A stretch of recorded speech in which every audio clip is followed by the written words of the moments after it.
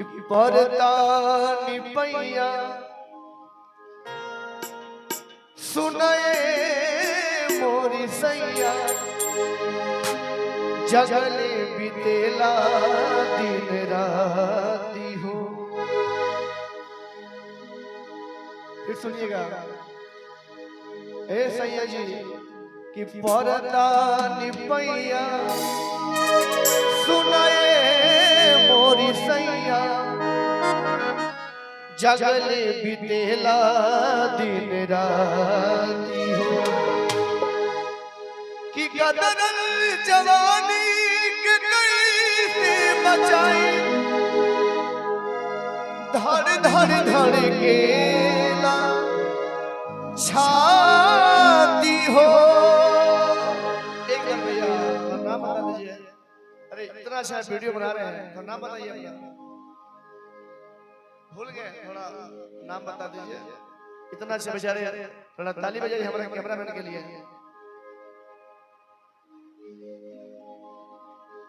कि कदर जवानी के कैसे बचाई धड़ धड़ धड़ केला छाती हो।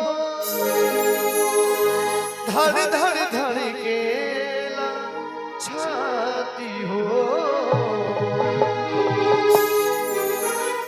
ए पिंटू भैया कि बड़ा चलिया में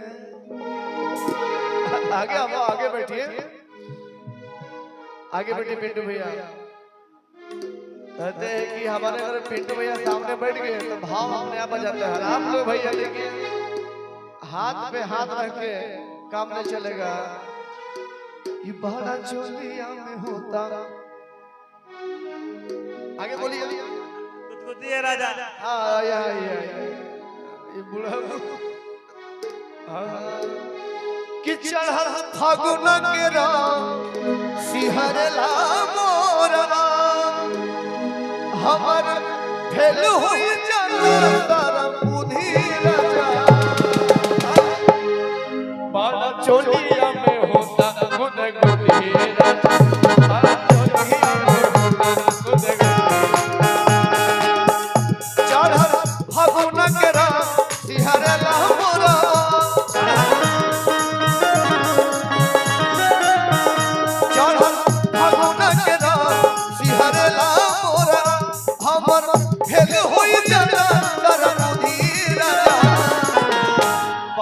चोलिया में होता गुद गुदी राजा। चोलिया में होता गुद गुदी राजा। आय हो दादा पैदल पियला के दिन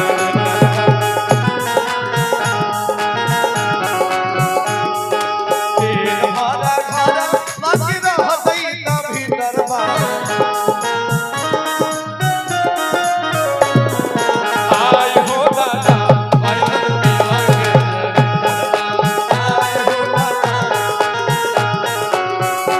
बड़ा चोलिया में होता गुद गुदी राजा। बड़ा चोलिया में होता। और ये कह दिया का कहीं कहाते नहीं खे। का कहीं कहाते नहीं खे। कहला में कहाते नहीं खे।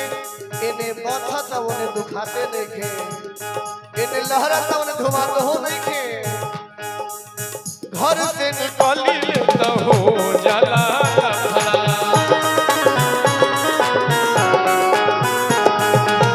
छोट भइल साहब हमरा देहिया के कपड़ा।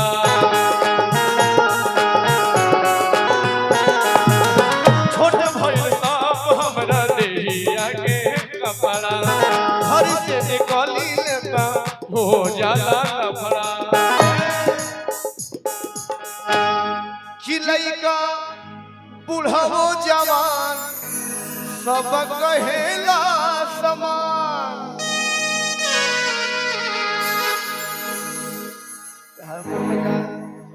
कि लइका बुढ़ावो जवान सब कहेला समान। पत्नी कह दिया कि तू बड़ा बहरा हम बाने घर में तू हम बाने भीतरे तू बड़ा बहर है। कहती है कि का कहीं कहाते नहीं खे। कहला बिन रहते नहीं खे इन्हें बथत उन्हें दुखात हो नहीं खे इन्हें लहरत उन्हें धुआत हो नहीं खे कि लइका बूढ़ा वो जवान सब कहेला समान हमर फेल हुई जाता सरबुद्धि राजा मजाई बड़ा चोलिया में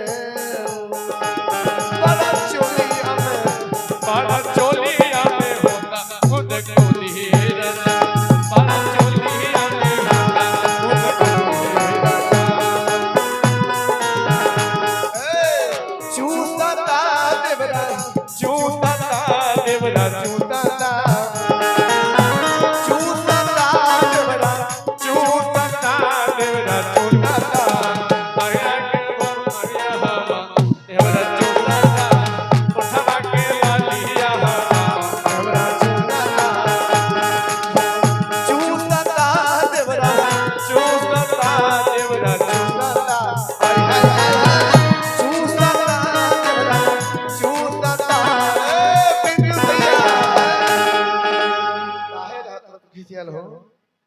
रवा खिंचाई मत रवा है आई आई आई तू बड़ा बहारा भाता देवरा चूता बड़ा बहारा बड़ा चोलिया में होता खुद खुदी राजा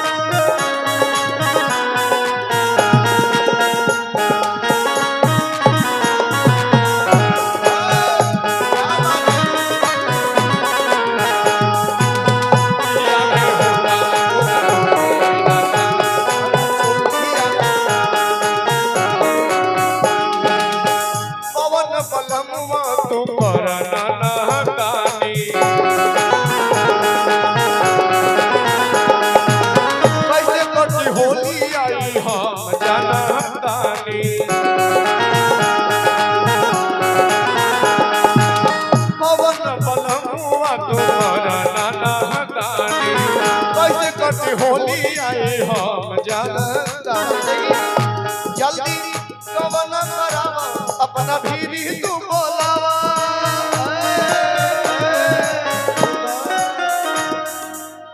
दीपक भैया एक बाप रे गुदगुदी होता एक नाम है सलाई रिंच ये 13-12 नहीं खे जहां कसे के बाद कसा जाए हां नो माने 13-12 नहीं के हम सलाई रिंच मानी होली के अगर अगला व्यवस्था हुई एगो ऐसे एगो छोरा बदन ले ले हुई हां अगर पातर कमर रहे और ते कह दिया कि जल्दी गवना करावा अपना भी तू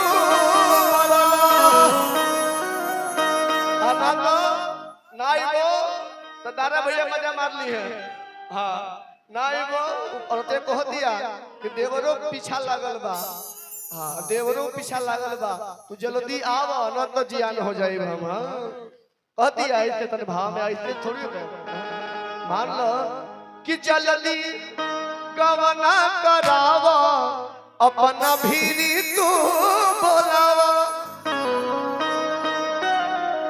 जाने कब तू लेबा सुधीर जा खेसारी चल कैसे खेसारी बड़ा चोलिया में होता